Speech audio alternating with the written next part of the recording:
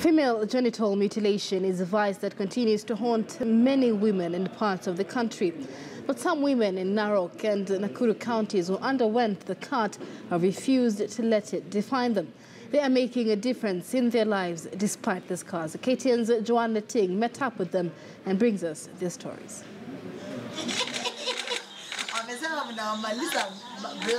She was born in 1987 in Narok County. She had dreams, big dreams. She wanted to one day grace your screens as a news presenter, but fate had other plans. Koriata Nampayo is her name. Nampayo's smile is easy. Her big, beautiful eyes and her humorous demeanor conceal the pain she has gone through. Nampayo woke up one morning to ululations, cheers, and praises that could see her way through the cut in 1999. She later went back to school.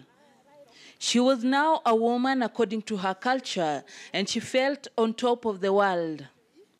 2 years later, while still in class 8, she got pregnant and her world seemed to crumble. Nilirudi shule, nilikuwa na friends wangu, tumetairi pamoja. Hata kama ulikuwa rika yangu, sasa wewe si rika yangu juu mimi nimetairi, mimi ni mama na wewe ni msichana. Kwa hivyo hatuko ligi moja. So vile nilirudi, nilikaa hiyo mwaka, nilikuwa class 6, class 7, then class 8. I think wasichana wakaona huyu dema ako serious, anataka kusoma na ako bright kwa shule. Nikaanza tu kuambia usipolala na mwanaume, usipofanya nini, utakuwa sasa complete. Ama usipofunja your virginity, kuna hii story ya kusema wamama watakuja kukufunja na ile calabash wakati unaenda kuolewa. So ni ile hata wewe uko na hiyo fear ya calabash uko aje. So unaenda kutry kufanya sex siku moja, unapata ball. So vile mimi nilipata ball, I think nilingangana mpaka nikafanya mtihani yangu ya class 8. She gave birth assisted by a traditional midwife. She experienced a prolonged labor and a painful childbirth, which are known effects of Fgm on childbirth. Kisha katwa, huyo ukikatwa hapo ukauka. Kwa hivyo, hiyo uzazi haiko tena elastic. Kwa hivyo mtoto anaweza kuja na pressure na haipasue. Kwa hivyo kama yangu ilikuwa hivyo, labda mtoto alikuja na hiyo na akaigonga, kila kitu ikararuka. Tunasema handshake. Vitu sikapeana handshake. Nampayo had to stay home for another year to nurse her baby. In 2004, she was enrolled to Ndaraweta Girls Secondary School in Bomet County. She later dropped out in Form 3 when she got pregnant again. She was later married off. The mother of 5 later moved back home and remarried. She is now a human rights defender who has made it her life mission to reach to those who have undergone Fgm and to speak loudly on their behalf. She has refused to let the vice break her. Ni the same problem ndio italete hii early pregnancies, ndio italete early marriages ama forced marriages, kuna wale wanaforsiwa kuolewa. So mimi nikasema sitanyamaza, ndaongea. And as for now, kuna wamama, I can be proud of that juu, kuna wamama like 200 somewhere. Wenye labda mwingine alisikia na akaambia mwingine akasikia, ama kuna wenye walikuwa naogopa lakini vile walisikia, mimi nimesema, mimi nilipitia, mimi nilikuwa, mimi nilifanywa. Kila mtu akatoka sasa akikuja, mimi ni kama rescue center. Nambata mimi nilikuwa na hiyo shida.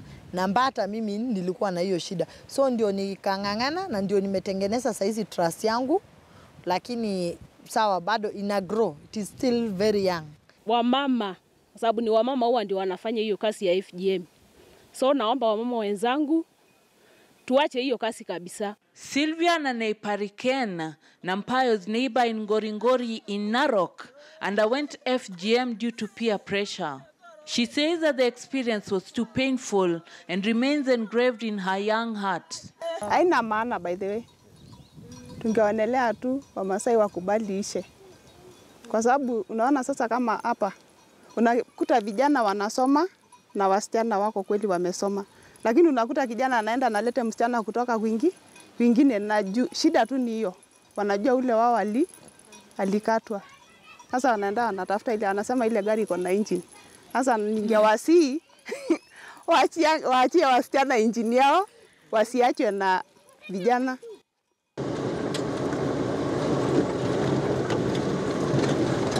We leave Ngoringori in Narok and head back to Nakuru County.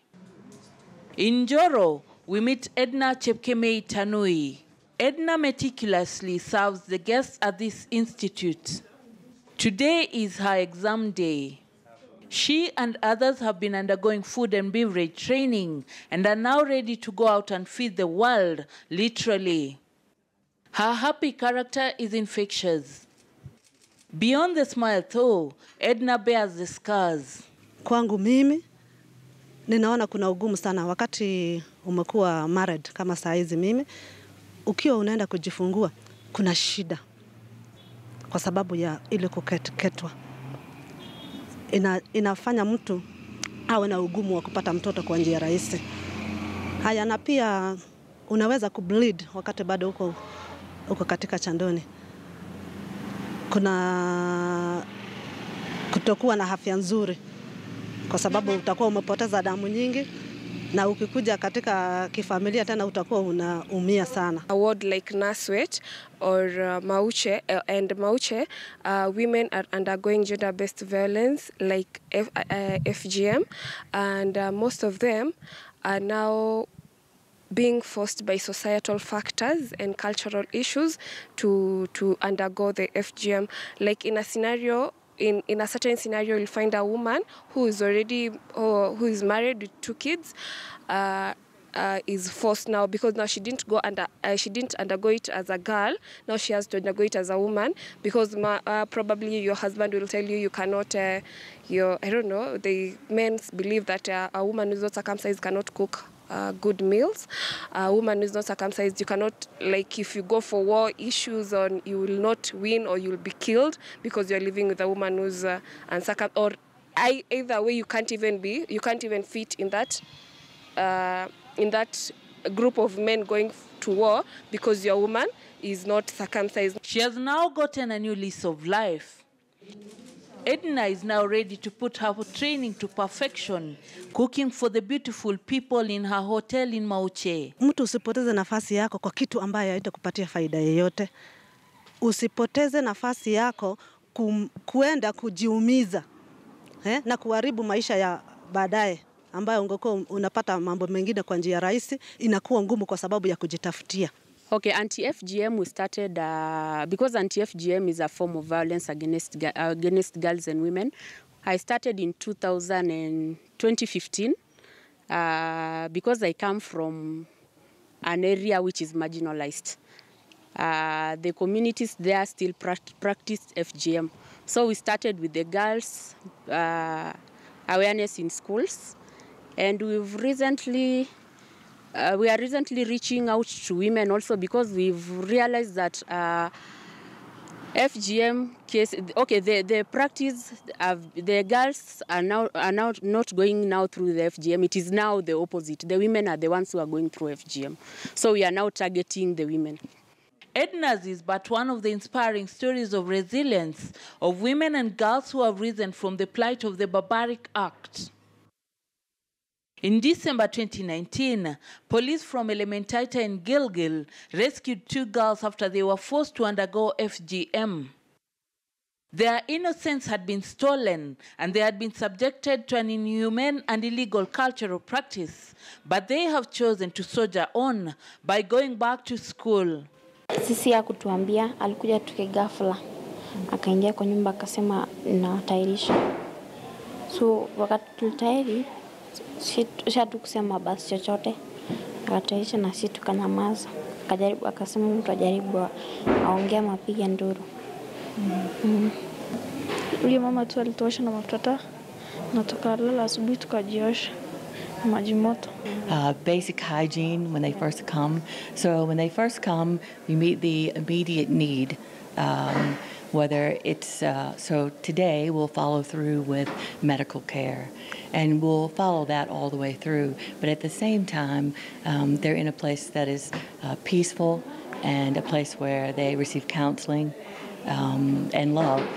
In Kaptembwa area at the outskirts of Nakuru, gender-based violence victims, including FGM victims, can now sigh with relief following the setting up of a child protection and gender unit at Kaptembwa police station.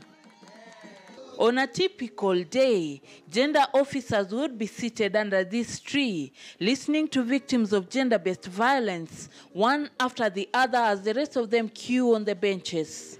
Paralegals who have been working closely with the gender officers recently raised concerns over lack of privacy for the victims, which, according to them, affected their cases. And an official place where we can have survivors coming in and being received with dignity, confidentiality, and also getting a proper referral arrangement or mechanism. That has not been happening because as much as we have a police station and a small police office, we did not have a gender desk or a gender unit. Whether it is voluntary or not voluntary, FGM is illegal in Kenya. The newly launched unit consists of an office and a temporary shelter for victims as they await processing of documents needed in hospital referrals and placement to safe homes. Female genital mutilation, FGM, comprises all procedures that involves altering or injuring the female genitalia for non-medical reasons. The Kenya Demographic and Health Survey 2014 estimated that the prevalence of FGM among women aged between 15 and 49 was 21%. The U.S. Census International Database estimates that 2.75 million Kenyan girls and women live with FGM. Globally, it is estimated that at least 200 million girls and women alive today have undergone some form of FGM. The World Health Organization, WHO, indicates that the long-term consequences of FGM are urinary problems, that is painful urination and urinary tract infections, vaginal problems, menstrual problems, that is painful menstruations and difficulty in passing menstrual blood, scar tissue, sexual problems, that is pain during intercourse and decreased satisfaction, increased risk of childbirth complications, that is difficult delivery, excessive bleeding, cesarean section, need to resuscitate the baby, and newborn deaths.